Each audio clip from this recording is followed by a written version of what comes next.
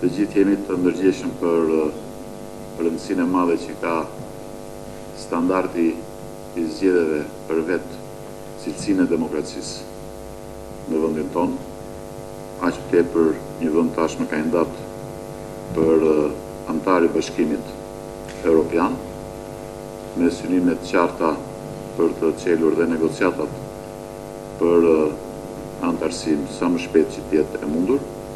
Dhe në këtë drejtim jam i bindur se puna e këtij komisioni është mjaft e rëndësishme, në mënyrë që bazuar në rekomandimet e raporteve dhe përfundimtare të OSBE-ODIHR-it, bazuar edhe në praktikën më të mirë parlamentare për të përgatitur ndryshimet e legjislacionit zgjedhor dhe i kosisht edhe në standardet më të mira të rekomanduara sipas standardeve të Komisionit të Venecias, me konsensus dhe në mënyrë gjithëpërfshirëse të realizojmë standardet më të larta për zgjedhjet e ardhshme parlamentare.